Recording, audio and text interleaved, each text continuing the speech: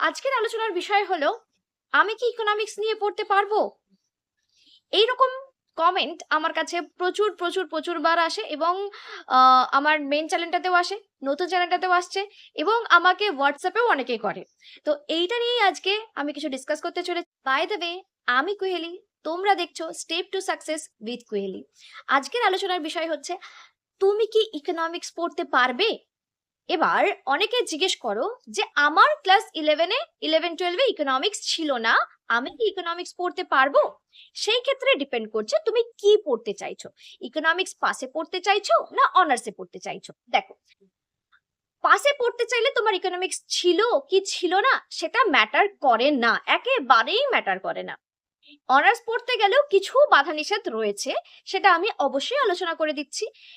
পাসে পড়তে গেলে তুমি হয়তো জিওগ্রাফি অনার্স নিচ্ছ, স্কুল বলছে, কলেজ বলছে তোমাকে যে তোমাকে ইকোনমিক্সটা পাশে রাখতে হবে, আর তুমি ভাবছো যে আমার তো ক্লাস 11-12 ইকোনমিক্স ছিল না, আমি কি পারবো? পারবে, কোনো অসুবিধা নেই, এমন কিছু কঠিন নেই। প্রচুর স্টুডেন্ট আমার কাছে পাস পড়তে আসে, তারা আমাকে বলে, ম্যাম 11-12 আমার ইকোনমিক্স ছিল না, আমি আমাকে আপনি পড়াতে পারবেন? কোনো অসুবিধা হয় না, একটু অবশ্যই ধৈর্য ধরে পড়তে হবে। যাদের 11-12 ইকোনমিক্স থাকে তারা একটু বেনিফিট পায়, যে অনেকটাই মোরাললেস একই সিলেবাস থাকে, তার থেকে একটু বেশি থাকে, তো 11-12 এর নলেজ দিয়ে অনেকটা এগিয়ে যেতে পারে। কিন্তু তার মানে এই নয় যারা 11-12 ইকোনমিক্স পড়েনি তারা পাসে ইকোনমিক্স পড়তে পারবে না। বোঝা গেল? তোমার 11-12 ইকোনমিক্স থাকুক না থাকুক, তুমি পাসে পড়তে পারছো। এবার আসছি, ইকোনমিক্স তুমি পড়তে পারবে? অনার্স অনার্স পড়তে পারবে? আমার ইকোনমিক্স ছিল না। এই ক্ষেত্রে উত্তরটা কিন্তু হ্যাঁ, তোমার ইকোনমিক না থাকলেও তুমি ইকোনমিক্সে অনার্স নিতে পারবে। কিন্তু কিন্তু এখানে যে টুইস্টটা রয়েছে সেটা হচ্ছে, তোমার ক্যালকাটা ইউনিভার্সিটির ক্ষেত্রে তোমার কিন্তু অঙ্ক থাকতেই হবে, এবং শুধু ক্যালকাটা ইউনিভার্সিটি নয়, বেশিরভাগ ইউনিভার্সিটিতেই অঙ্ক থাকলে ইকোনমিক্স অনার্সটা দিয়ে দেয়, যদি তোমার ইকোনমিক সাবজেক্টটা নাও থেকে থাকে।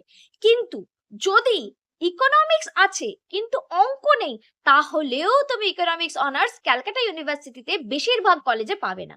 তবে কিছু ইউনিভার্সিটি আছে, সেই সব ইউনিভার্সিটিতে অবশ্যই অঙ্ক ছাড়া ইকোনমিক্স দেয়। তবে আমি যেটা বলবো, অনেকে জিজ্ঞেস করে আমি কি পারবো অঙ্ক ছাড়া ইকোনমিক্স অনার্স পড়তে, আমি বলি তোমার কিন্তু খুব অসুবিধা হবে অঙ্ক ছাড়া ইকোনমিক্স পড়তে। কারণ ইকোনমিক্সে বেশ কিছু জিনিস আছে, ম্যাথমেটিক্যাল ইকোনমিক্স এবং স্ট্যাটিস্টিক্স, এইগুলো ক্লাস 11-12 তুমি যদি করে না আসো, সেক্ষেত্রে মানে ম্যাথস আর স্ট্যাটিস্টিক্স না করলেও চলে, কারণ ইকোনমিক্সের সঙ্গে বা ম্যাথসের সঙ্গে যেটুকু স্ট্যাটিস্টিক্স থাকে সেটুকু দিয়ে ইকোনমিক্সের স্ট্যাটিস্টিক্স করে নেওয়া যায়।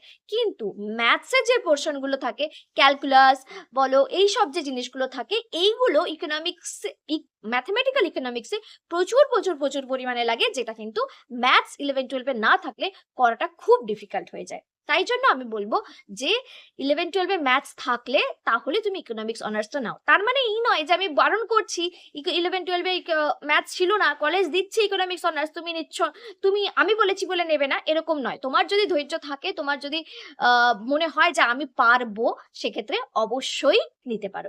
আমি আশা করছি ক্লিয়ার করতে পারলাম যে ইকোনমিক্স ছিল না তাহলে কি তুমি ইকোনমিক্স নিতে পারবে। যদি পাস হয়, ছিল কি ছিল না কোনো কিছু ম্যাটার করে না।